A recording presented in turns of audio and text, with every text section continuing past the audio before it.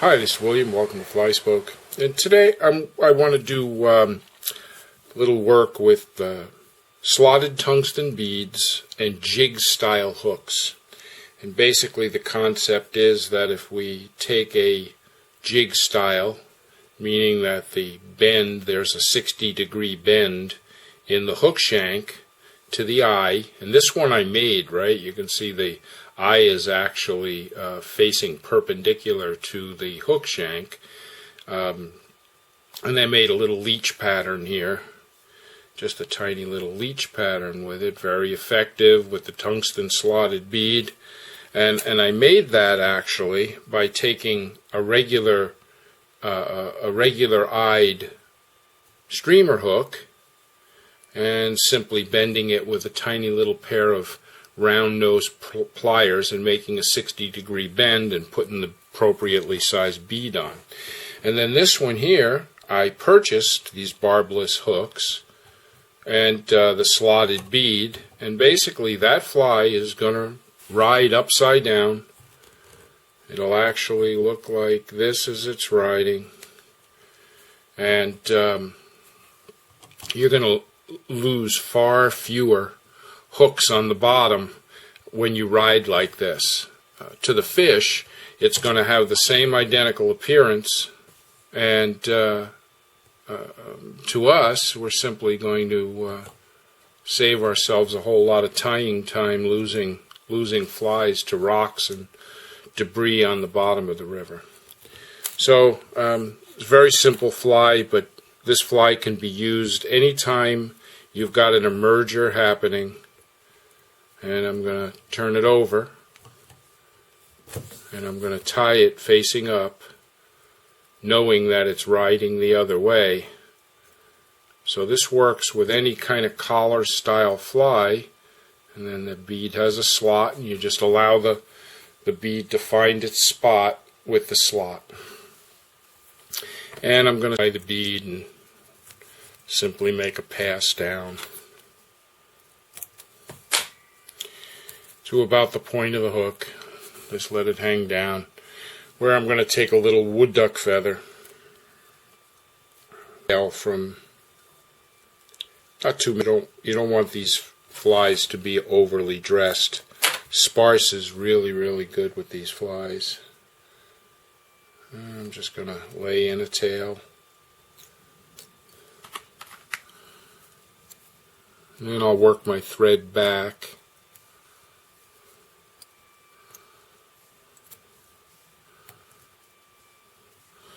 You know, by doing this where you just move back now rather than go all the way back, tie in and move forward, you're going to save yourself a little bit of thread in the back and any sort of, it can be as thin as possible if you run it that way. So I'll just trim that. And then the next thing I'm going to do is I'm going to take some red micro wire. And this is actually very thin 40 gauge wire, and I'll tie that right in the back and let it sit. And then the next item, I'm going to take a feather from a brown hackle, a decent length. Take that feather, strip out all the barbules,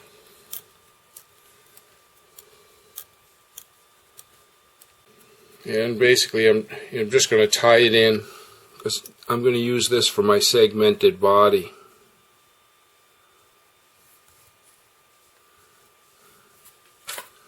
And just go ahead and trim that. Make sure your wire is not in the way and trimmed.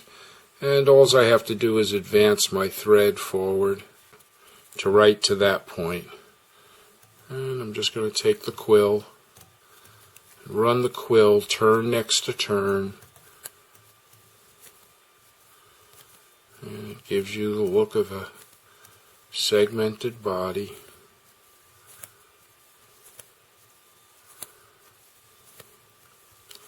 Turn next to turn, and we're going to go almost to the front. Right there works. And we just tie that off right there and trim it. Now let's take our wire. Make sure everything looks good. Now we're going to take our wire and we're going to run one turn next to the other, then a space, then one next to, then a space, next to, and a space.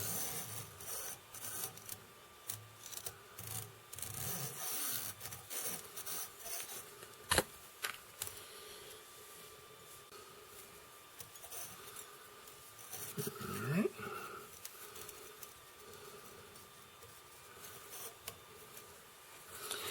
Okay, then I'm going to go back to the wood duck feather. Now, you can use Hungarian partridge for this and wind it on like a collar. Or you can just take some pieces of the wood duck, some barbules of the wood duck, and what we're going to simply do is we're going to lay them in facing forward. And you'll get the hang of the distance of this. If you prefer to use the wind on the Hungarian partridge, well, that's fine too. I just happen to like the wood duck feather is far more attractive, and I feel like it catches more fish actually than the partridge. There's just something about wood duck. I think if I were stuck and only had one possible feather in the world to use, I think it would be wood duck. I use it for so many different things that I just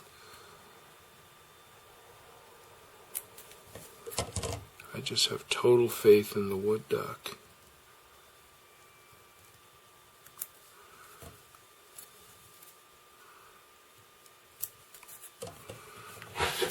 Alright, now I'm just going to take some regular hairline dubbing, light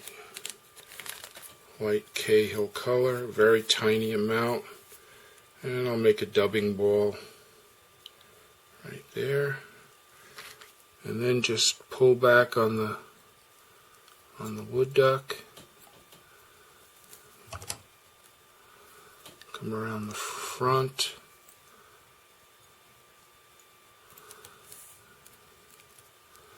and move towards the wood duck, and what you wind up with is the wood duck creating a around the dubbing ball effect. And basically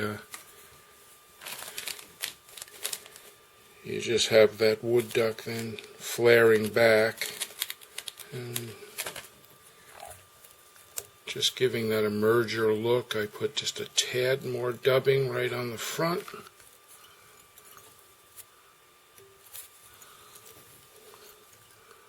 You don't want to overdo the dubbing, no need.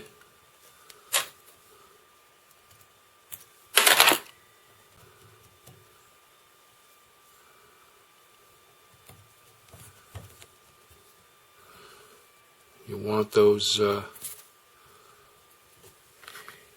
you want the wood duck to be a little bit crazy, and basically there's a real simple fly. When it swims, it's going to swim like this. Doesn't matter to the fish. And that's it. That's a nymphing jig, Czech nymphing jig style emerger pattern. Pick your colorations. Replicates many different mayflies, all different colors. There it is.